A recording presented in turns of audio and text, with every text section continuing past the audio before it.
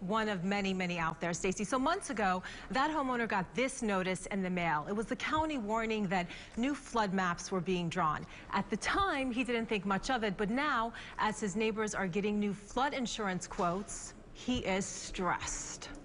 They're finding their premiums going up from $500, $600 to $3,000, $4,000 a year. Tom Calentuno is bracing himself. The flood insurance on his Tampa home expires next month. In recent weeks, many neighbors have seen renewal rates skyrocket.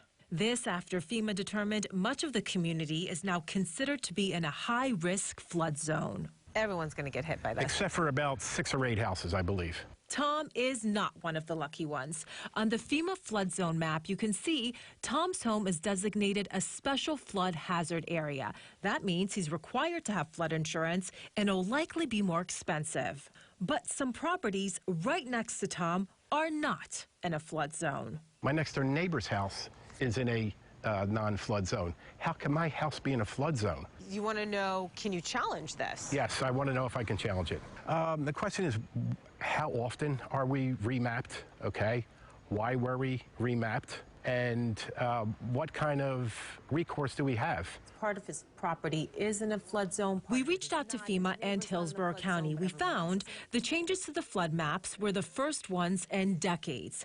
FEMA says flood risk is always changing, and the new maps more accurately reflect a property's current risk.